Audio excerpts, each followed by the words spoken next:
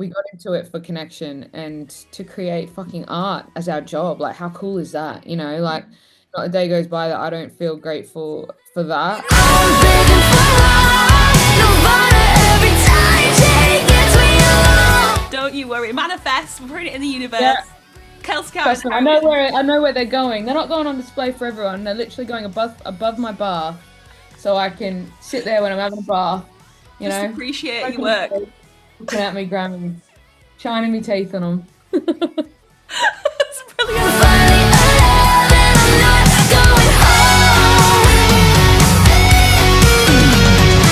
Hey, I'm Alex Alicia. Welcome back to my channel. I'm so excited to be joined today and reunited with the one and only Kelsy of Kelsy Karter and the Heroines. Hello. How are you, babe? Because the last time Yeah, we caught up was Download Festival last year in the mud. yeah, it was. What a crazy time. And a lot's happened to you since then. It feels like it was a couple of minutes ago, but at the same time, like forever ago. But I wondered if we could kick straight off with the whole tour chat. Because obviously, you just wrapped up the US leg of the Lightning in a Bottle tour, which is so exciting. And you're going to be bringing it here to Europe, to the UK. We'll get into that in a second. But I know your last show in the US was at the Roxy. It was a special show for you, that one, wasn't it? It was. It was a very special show for many reasons. We rescheduled it like three times because of so many different nuances. But you know, obviously the fires were a big part of the second reschedule, but the album got pushed originally, so it was supposed to be last year. It was a whole thing, and then the fires, and yeah, it was a whole thing. But it finally happened. Finally, exactly. And did you have an after show party as well, which is a really nice way to end everything? Yeah, we did. Well, it was just like an after party. So upstairs at the Roxy, there's a little like bar called On the Rocks, and it's a really cool little spot. You can like smoke inside, and it's just like, it's just a vibe. So usually when there's shows at the Roxy, you go up there afterwards. But yeah, it Yeah. was a really cool thing for us. You know, we had my boyfriend and I actually met at the Roxy, which is kind of cute because he ended up opening for us. So it was like full circle. And then, you Yeah. know, we had lots of people come that, you know, where Billy Idol came and Pat Smear came, and it was just a really good time. So Yeah. Amazing. And I'm so happy to see you guys doing so well. I mean, this tour though was absolutely crazy as Kelsy Carter and the Heroines tours usually are. I know that yeah, you chipped your tooth and you were cutting your hair with a knife, and I know you got poorly sadly as well. Rock and roll. Let's do I know. it. I got norovirus. Well, me and Peach, we were like so sick, Yeah. and we didn't. I'm not going to talk about it too much, but it was like a sickness I had never felt before. And yeah, we just had to kind of push through. We're not big fans of canceling shows, you know, we have to be like really not be able to perform if we're canceling shows. But I was like throwing up in the green room before like some of the gigs. Like it was intense, but Mm. you know, we love doing what we do and we don't want to let fans down. And yeah, it was a lot as usual. Like you said, like our tours always have some kind of craziness happen. Yeah, like I say, cutting your hair with a knife. I saw that one on TikTok. That was the Yeah. coolest thing, Kelsey. Come on. I was sick. I was like up in my hotel in Seattle, and I was like kind of on rest. Like you have to just shut up, stay in the room and rest because I was so sick. And you know when you're sick and you just feel like so disgusting, and I was like, all right, I Yeah. need to like dye my hair and like have a shower and just like refresh myself because Mm. I have to get on stage tonight and I feel like horrible. So I was just like, I need to cut my hair. I can't go to a hairdresser, so let me just do it here. Mm. Yeah, well, there we are. But I'm so happy to know that like you're better and that you're recovering and doing well because that sounds horrendous. And I've talked to a lot of musicians, obviously, about touring, and you guys are no strangers to touring. You're always like on the road when you can be, and I know it's not as glamorous as many people might be led to believe. And there's so much that goes on in those in between moments that's out of your control, but also a lot of boredom, a lot of nothingness on the road. And I just wondered for you, like being in a band, and you're the only girl as well. Like, what's it like for you actually touring? How do you like to like zen out, keep yourself, at peace while on the road? Yeah, it's really hard to get time alone, which I'm a really big fan of, like in general. So Yeah. on tour, um, just finding little ways to reset. I love to just go for long walks, making sure I talk to my parents and my boyfriend and like recharging that way. Because people think I'm an extrovert, but I'm actually definitely an introvert and like I recharge on my own.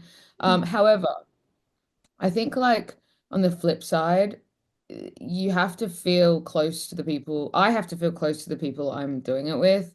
I love affection and I love friendship and camaraderie of what we do. And, if you don't feel connected to the people you're doing it with, it takes away the fun. And then it's like, why am I here? Because you're overworked, you're underpaid, you don't eat, you don't sleep, you get sick, you're filthy all the Yeah. time. Like people think it's like this glamorous thing, like you said, but it's not. So like why would any of that be worth it if you weren't doing it with people that you loved and cared about? So one thing that we really try to do is we'll rent Airbnbs, and like when we have to stay somewhere, we don't do hotels unless we have to, but a Mm. lot of the time we do Airbnbs so that we can like have family dinners and like hang out in the living room together, instead of like hotels where it's like everyone just fucks off to their own rooms and doesn't speak. You know what I mean? Yeah. A So sense of yeah, home away from home, yeah, like. Yeah. yeah. Essentially it's creating like a little bit of normalcy in a Yeah. completely not normal environment.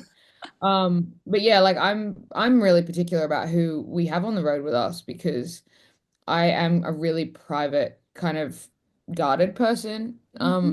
by nature. So being in such an intimate setting, I want to feel comfortable and I want to love the people we're working with. I want to feel loved by them and accepted by them. So Yeah. yeah, but when you find it, it's lightning in a bottle. Oh, I love that. There we are. This is why you're a creator.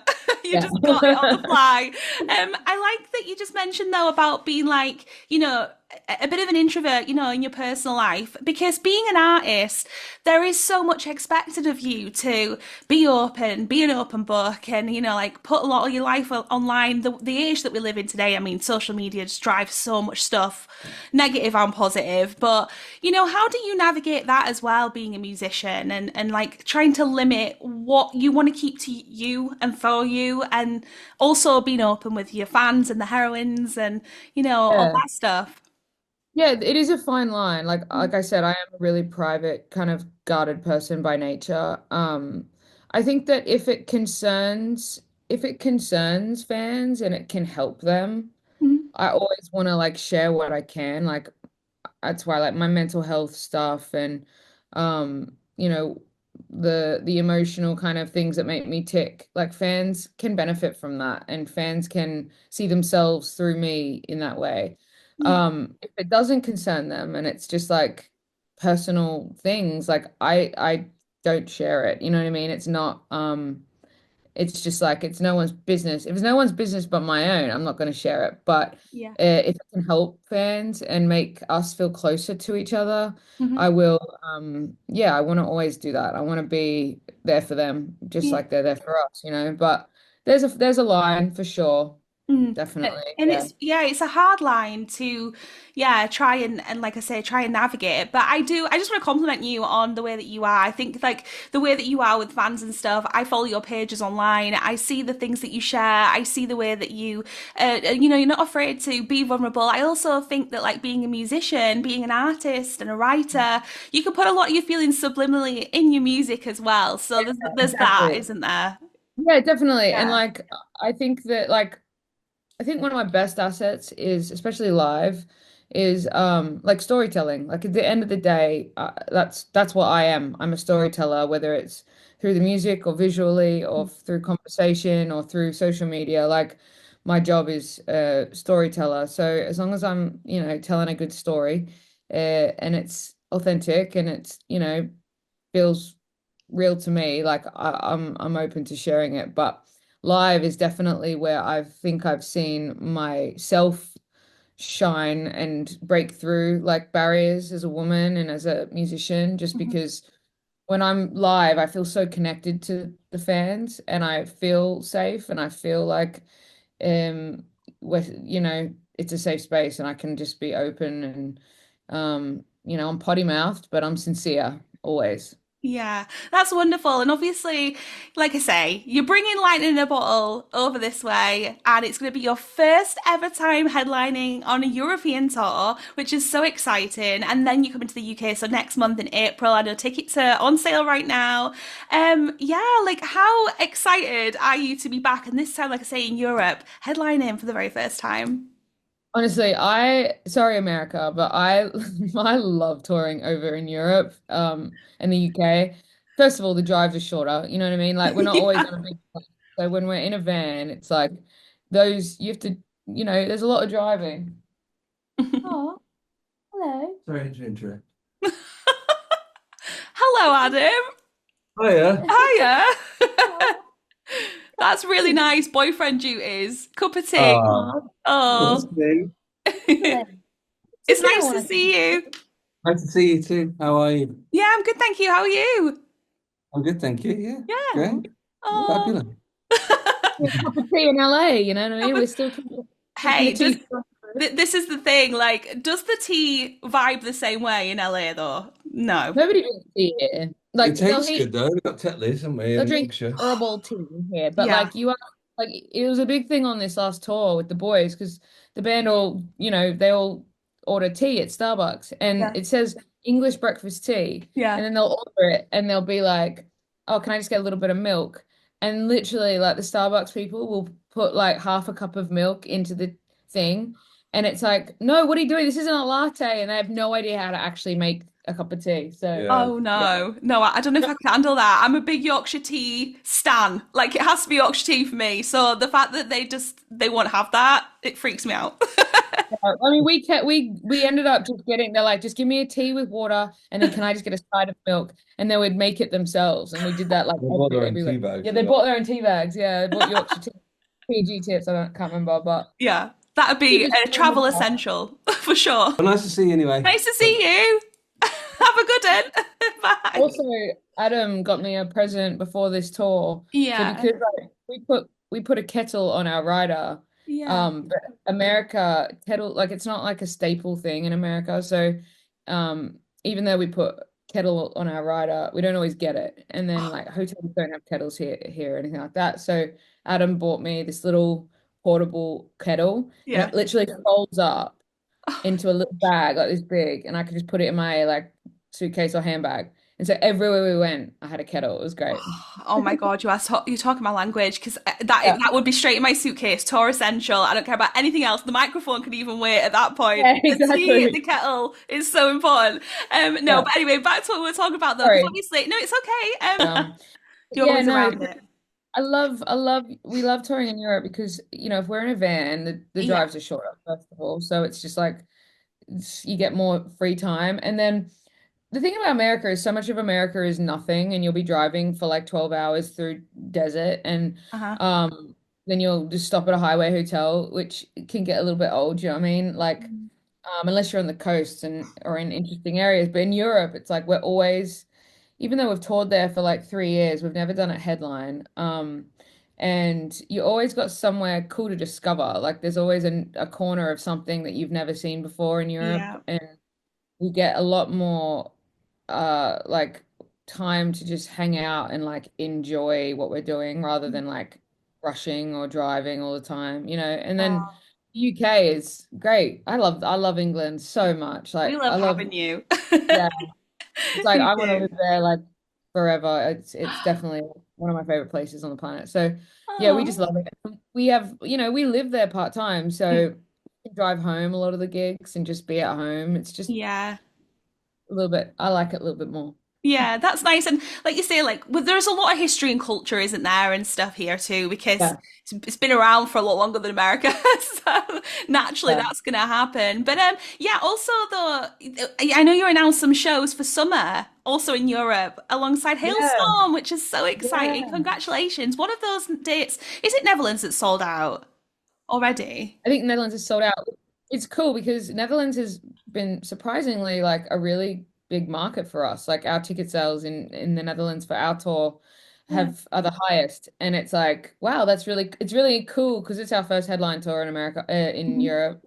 It's cool to see where people are buying tickets, and Yeah. yeah, then we're going on tour with Hailstorm in June and July, so that's cool. What Love an them. amazing pairing. Yeah. And Yeah. have you met them before? I'm assuming that you know the I band. haven't. Oh, I've chatted online a little bit with them, but not like never met them. No. So that's going to be really exciting then. No, honestly, I think that's such a great pairing. I wish I was over there. I'd love to be at that show. Like, seriously, that'll be amazing. Both of you. Perfect. Perfect pairing. But yeah, we've got to talk about the album though, because obviously that's the touring part. But without, an album, what are you touring? So I'm so excited.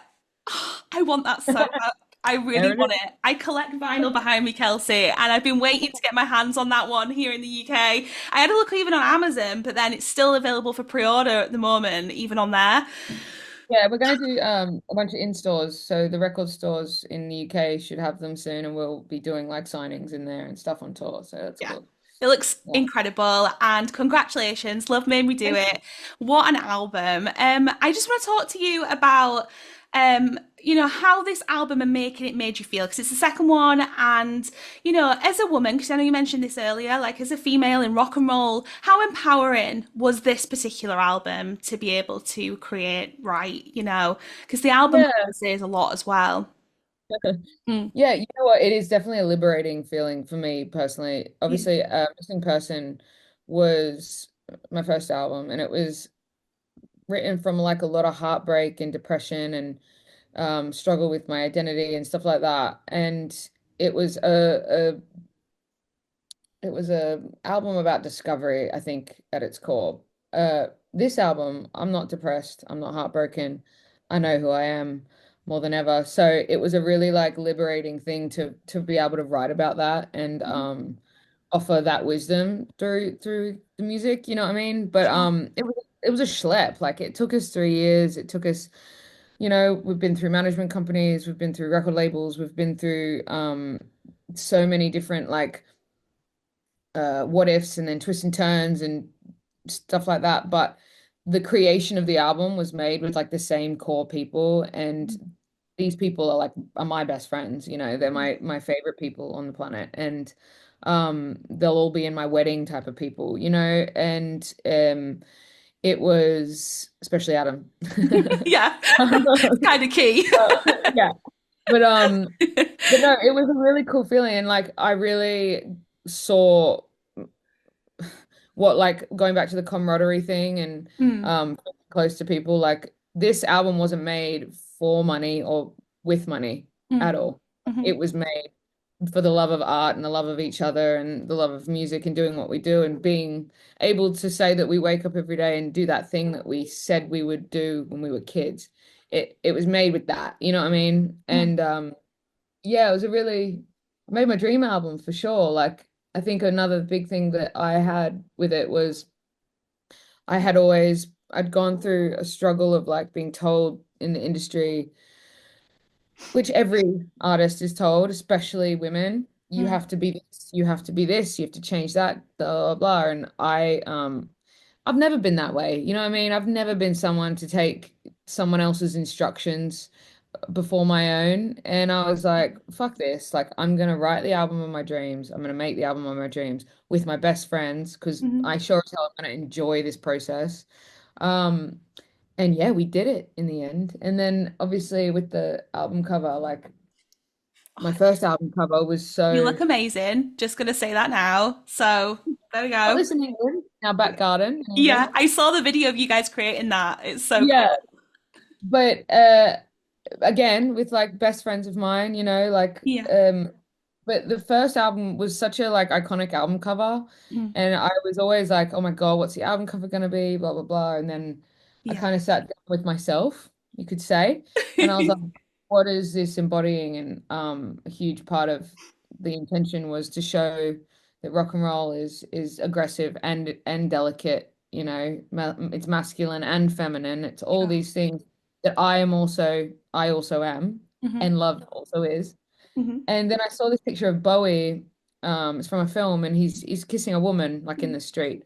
But it was just the framing of it. I was like, oh, I really like that photo. And then I was Yeah. like, but who would I be kissing, you know? And then I was like, oh, myself. Neat. So I came up with that. Yeah, I came up Love with that that. concept. Yeah, and then I brought it to our photographer and I said, can you make this come to life? And she was Yeah. like, hell yeah. Yeah. So yeah, it's been a liberating experience for sure. Yeah. And And I then love and then you see the vinyl's my um, tit. yes. And The how vinyl did is my how best. did you get on with that? Because I know what the internet's like and they shut a lot of stuff down. And like how did you like manage to navigate that, you know?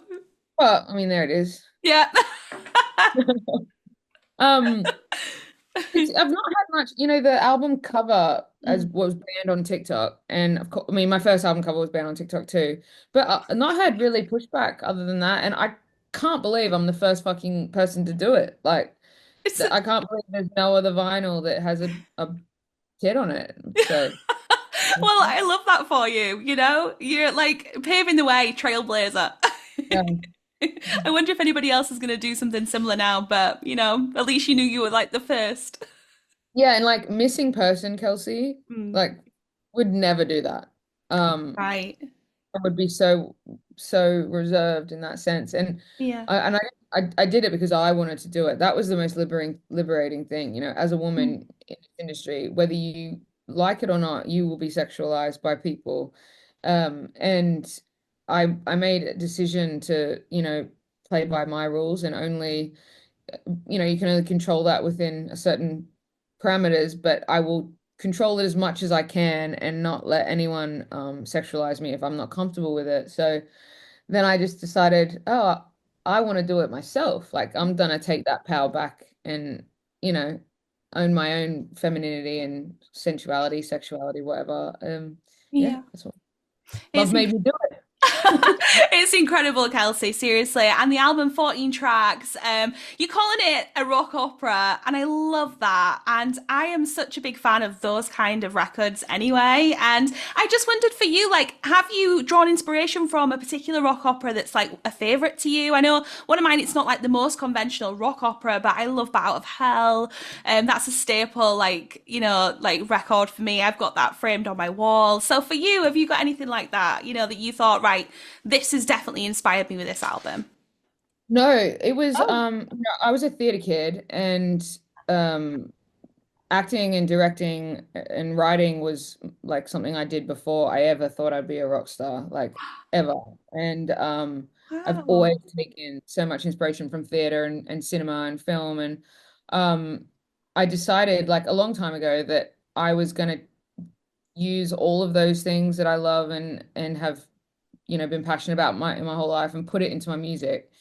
Um, and then when we started to write this album, the first song I Entertained is a 5-minute song with a drum solo on it. Like, um, that's not very favored in the pop world, you know what I mean, or in Yeah, radio I'm world. sure. And that's exactly why I wanted to do it. And Mhm. but my brain just works conceptually, like naturally. So when we're making an album, I have to have a concept to wrap everything together. It's just how my brain works. And then as we were like unfolding the story and the different like twists and turns of the album, I was like, this is like a rock opera, like there's a bigger story to tell here, I think, which we may be telling at some point, in a different medium. Yeah. But that's what making the album trailer, like I wrote the album trailer and um wanted to create, kind of a peek into what it Yeah. would look like, not just sound like. But no, I think it's just kind of been in me my whole life. I've being a theater kid and obsessed with film and cinema and um, the theatrics. I just wanted to bring that into the music and that's what we did. We tied it up in a bow and we'll see what happens with it next. Honestly, it's one of my favorites. I have mentioned it so many times on the radio, on the show, the New Rock Show, and like I actually mentioned it. I think it was either this weekend or last. I'm losing track of days, but I definitely said that at this point, I'm really unable to pick like album of the year, and we're only in March because there's so many like amazing ones out there. But your guys' album is just like for me. I do listen to it all the time, and I like I say, congratulations on the whole album. But for me, Hotel Flamingo as well. The video. Oh my God, you've got me giving it this and the shoe. I know. I know, Oh, the drag Kelsey, character. how exciting was it to film that one? Because that's very different. And like you said, the theatrics and stuff, like, yeah, talk me through like that vid because it's one of my favorites. Like all the broken love is through in a small filled room underneath the moon. He could kill me if he wanted to. Yeah, drag has been a big part of I mean, drag is just theater at the end of the day. It's just gender play through theater, and Yeah. going back to the like masculine and feminine thing, I'm a woman, but I've always had a struggle with my masculinity and femininity and where I belong in that and what society tells you and stuff. When I was a kid, I struggled with it a lot. Hmm. And so I've always been really attracted to the art form of drag and loved it. And Yeah. it was me and our photographer Whitney, we were kind of talking about developing a drag character for me, that was loosely based off my dad. And so yes, that's what Harry Gary is. We basically were just like, let's make Harry Gary like the guy in this song. And then obviously Izzy from Black Honey is a good friend of mine and she was in town. She was literally in LA and we were sitting hanging out and I was like, "Oh my God, do you want to do this video?" And then like 3 days later we did it. So just happened to be in LA at the time and it was her birthday the day we shot that, which was Oh, amazing. yeah. Yeah. So Yeah. yeah, just wanted to bring like, a different kind of story. Mm. We always like to have a little bit of comedy in everything we do, which you probably, the boys are so funny. I'm obviously the funniest. So like bringing all that together in the theatrics through the music and with such a like kind of not sad song, but it's a vulnerable Mm. song. I wanted to For just like sure. show a little bit of like tragedy and comedy through that Mm. that visual. You nailed it. It's one of my favorite videos. And I love the art form of a music video. And the fact that you guys as a band still bring that to the table is so amazing because it would be so easy. And I get it. Like, it's expensive to make videos sometimes and it takes a lot of time and effort and all that kind of stuff. And I get that, like, sometimes you can't make a video for everything. But yeah, one Yeah. of the things I do love about Kelsy Karter and the Heroines is like, yeah, you put a lot of effort into the visual side as well as the musical side as well. And that is something beautiful about this album too, because you care so much about the visual and the music. So then combined, you've got such like a perfect piece of work there, and you should be so proud of it. Thank you so much. Yeah, I appreciate you saying that because like, people judge their success so much on like numbers and algorithms and stuff. And we don't get into this business for playlists or algorithms or numbers. Like Yeah. we got into it for connection and to create fucking art as our job. Like, how cool is that? Like, not a day goes by that I don't feel grateful for that. But at my core, I'm a visual artist probably first because I did as a kid. Like, I wanted to write and direct movies. So bringing that into the music now is like so much fun. Like, I find it's a real like I get off on that part of it. Obviously, I love writing music and singing and stuff, but um the theatrics, bringing the theatrics visually is like such a fun part. And we have obviously I spearhead everything. I'm the boss, you know what I'm saying? I'm the But man. It's like in yeah, We Are the Millers. Have you seen I'm that? the man. Yeah. Y'all are Marky Mark. Yep. No, it's so funny. Exactly. Mhm. But I'm inspired by the music and the boys, and we have our creative director who creative directs everything with me. Like Yeah, she and I, so it's nice having a woman on the team that I I understand and she understands me because we are really similar. sure. So to be able to trust someone with my already really strong vision is Hmm. rare. And Yeah. so Whitney's been a huge asset in our lives, but also personally, like we're really close friends as well. But yeah, it's just fun, man. It's just fun to like take the music and take the boys and take the whole thing and then be like, all right, how are we gonna paint this, color this in kind of thing, Sure. Yeah, and that So is, yeah, that's where you get a lot of your creative freedom as well, isn't it, as an artist to be able to do that. And I know, like you've already kind of touched on it a little bit when you were talking about making the album. I did read that you said before about pushback on this record, and that people do like to tell you like what should be and what they think should be like the sound or the look or like what you should avoid and things like that. And then I know like a lot of like back office control stuff can sometimes happen with music. And how do you go about just saying, look, I know this is what I want to do, this is my vision, and I'm gonna do what I fucking want to do. And how do you navigate that in a room with people and go, I'm doing it the way I want to do it and the way that we want to do it as a band, and Yeah. nothing I else mean, it's matters. hard. The business stuff is so like I get so much anxiety from that stuff. Like Mm. it is but at the end of the day you got to be a business person in this industry as well. I Hmm. think I don't get into business with anyone who doesn't like know the score. Do you know Mm. what I mean? So like Sure. if we're in a conversation in a room like that together, if we get to that point, you already know that I'm running the show. Do you know what I mean? So I don't have, luckily now, this at the beginning of my career, I did have a lot of it because I was just like not knowing what is right. So listening to people and Mm. then you get yourself into rooms with people where you're like, oh, hang on, how did I get here? I don't want to be here. Like this is not what I signed up for. Yeah. I'm pretty good at like controlling that space now. Yeah. To a point where if we are in a conversation like that, like it is essentially my decision and the boys' decision on what we do. But like creatively, our producer, Alex Sarko, who produced the whole album, essentially, like two songs, one song he kind of tiny bit on it. It was a song we had before. But Yeah. other than that, the whole album was, executive produced by Sarko. Hmm.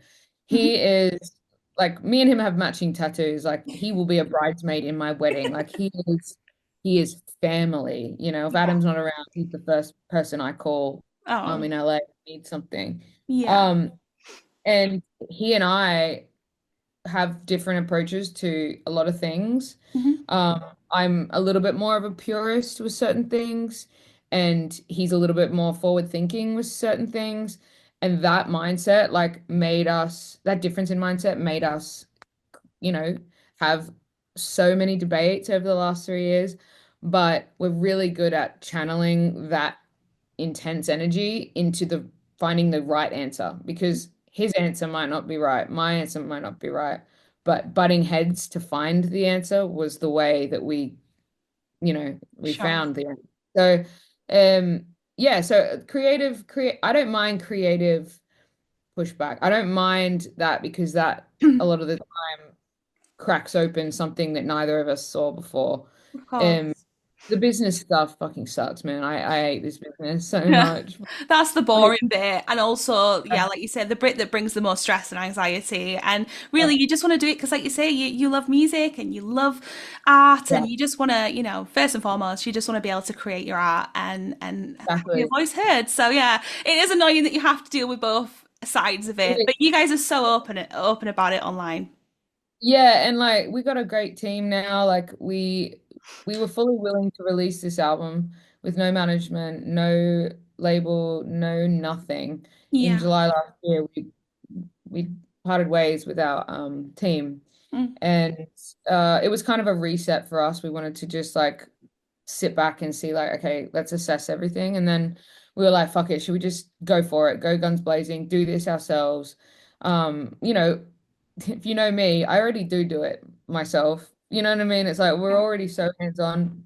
Let's just keep our heads down and then the right situation will present itself or won't. And we're just gonna keep going. Sure. And that's what we did. And then we had some really cool companies, people, whatever, come into our life and completed the team. And yeah, it's been really awesome. So the business side does a lot of the time is really exciting and does sort itself out, but it's still a business at the end of the day. It is like Very anything. personal one. Well, I just, just to wrap up, because I wish we had like forever and a day to talk. I love talking with you about this stuff. Like, I could talk with you about this for so long.